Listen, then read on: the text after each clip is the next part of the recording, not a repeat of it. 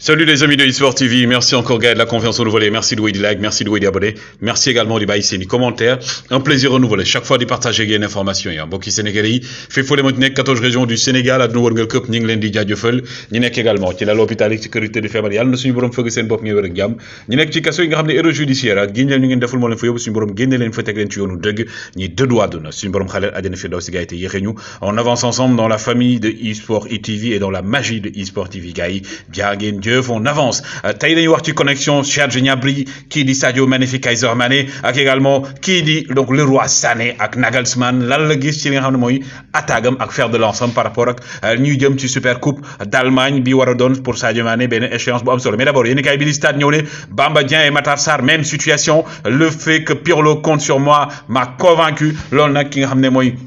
kii di Mbaye Diagne moom moo ko wax kii di Bamba Dieng ak Pape Matar Sarr lu tax ñu ne même situation mooy que ne seen temps de jeu ren moo naruta bëri te ñu waaj a dem ci coupe du monde Abdou Diallo intéresse ren West Ham Matar Ba di tout ci par rapport ak li nga xam ne nag mooy tolof-tolof yi am ci basket bi financement foot pro bi ay bëgg-bëggam ak mondial 2022 bi Aliou Cissé également aujourd'hui qui gagne son combat ndax dafa waxoon waa CAF nañu fexe ba jox li nga xam ne mooy donc ay matchs amicaux maanaam ñu pousse calendrier éliminatoire yi pour joueurs yi ak équipe nationale yi dem coupe du monde mën a am temps de jeu loolu moo mujjee am par rapport ak match amical yi Neymar en prison avant le mondial question la parce que li nga xam mooy transfert am donc ci Barcelone dafa jëloon ay juuxi jaaxa gars yi jàpp ne dafa amoon lu ñu ci guerre par rapport ak agent yi loolu daal war a indi li nga xam ne mooy donc tribunal ñu war fa dem Ngagne Fall joueur de Génération Foot contrat am jeex actuellement ay club yu nekk ci Europe ñu ngi ko bëgg mais également yu mel ne ay Jaraaf Teungueth FC dañ ko bëgg a jënd fañ la Ngagne Fall di dem Génération Foot da koy bàyyi mu dem wala da koy jaay ci club européen yi loolu nag la ñuy xaar fan lay mujjee Vettel arrêtera enfin de saison Sébastien Vettel le coureur de Formule 1 moom nag dafa ne bu saison bi jeexee day dakkal li nga xam ne moom mooy donc carrière moom mi nga xam ne actuellement mi ngi am fanweeri at ak juróom un des grands plutôt coureurs par rapport à la Formule 1 Jules Koundé day signé ca FC Barcelone li nekkali nag waa Chelsea mooy que ne Chelsea dañ ko proposé selon les informations 10 millions par an waa FC Barcelone ñoom 6 millions la ñu tegoon ci table bi par an maanaam salaire am donc Jules Koundé finalement day dem FC Barcelone ni ngeen gis nii mooy maillot seul bu waa Arsenal qui di Odegaard moom moo ko sol aujourd'hui le capitaine de Arsenal l'un des leaders techniques bu Mikel Arteta du côté donc de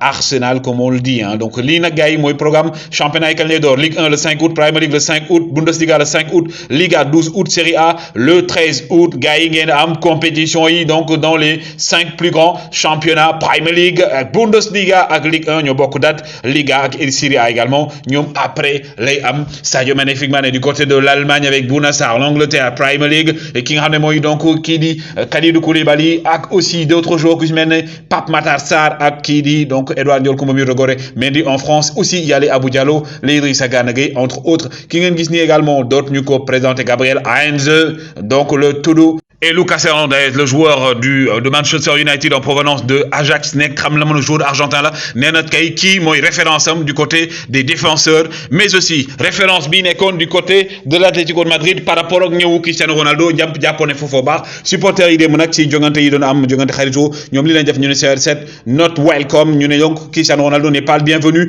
du côté de l'Atlético de Madrid parce que Atlético de Madrid donc concurrent la pour ñii di waa Real de Madrid donc moo nekk un peu comme on dit classico bi ñëpp doon xaar gannaaw donc au Real de Madrid FC Barcelone mais également un autre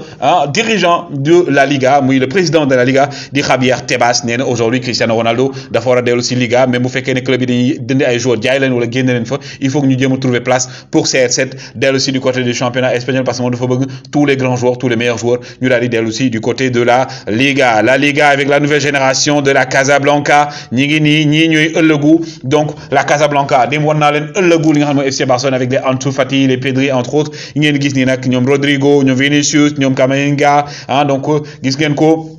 les Militao donc aujourd'hui les joueurs yi nga xam ne tey ñoom la waa Real de compter pour ëllëg mais aussi du côté de la Mannschaft notamment de la Bavière le Bayern de Munich avec Sadio Mané donc Mathys Tel De Ligt Mazraoui Gravenberch conduit par le Lion Sadio Mané le meilleur joueur africain l'un des meilleurs joueurs du monde mais également ki nga xam ne tey mooy donc ki ngeen di gis ni nekk le leader technique attendu donc du côté de la Bavière du Bayern de Munich muy Julian Nagelsmann il est attendu pour diriger cette équipe Nagelsmann nag moom il compte sur la connexion Gnabry, Sadio, magnifique, Kaiser, Mané. Aujourd'hui, une connexion qui va faire aujourd'hui des ravages par rapport à la finale de la Super Coupe d'Allemagne entre les RB Leipzig et aussi Sadio, magnifique Mané et le Bayern de Munich. C'est le transfert gay le 30 juillet à 18h, 18h30 les am. Donc aujourd'hui, qui ramène avec Momoy. Donc l'entraîneur qui dit Nagelsmann li mu bëgg mooy teg connexion boo xam ne il y aura Sadio Mané ak kii di Serge Gnabry en attaque ñu diriger attaque bi sur les ailes on aura bien entendu ki nga xam ne mooy donc Leroy Sané ak aussi Kingsley Coman Müller aussi comme étant derrière wala boog mu jël Müller ak Sadio Mané joué loolu lañ jël Gnabry ak kii di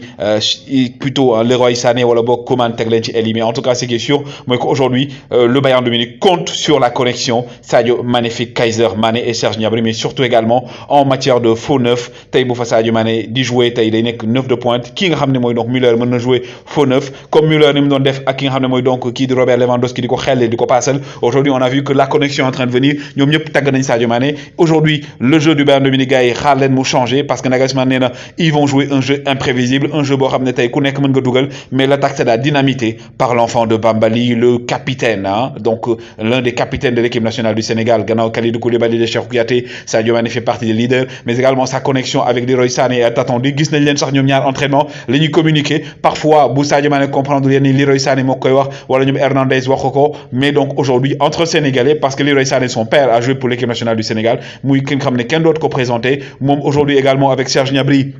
Il y a une connexion qui est en train de se faire et aussi sans oublier bien entendu hein, donc les deux arrières latéraux yi nga xamné tay ñom nénañ Sadio Mané est un joueur boo xam ne tey ils veulent avoir une connexion entre lui et également l'équipe donc gars yi xaar leen match bu ñuy dynamité match bu exceptionnel match bu stratosphérique diggante RB Leipzig et le Bayern de Munich gars yi nan ngeen gisee que la connexion Sadio Mané fi Mané ak Gnabry Müller ak Leroy Sané et même Kimmich gars yi woy leen di abonné maa ngi xaaral seen i commentaire jaa ngeen jëf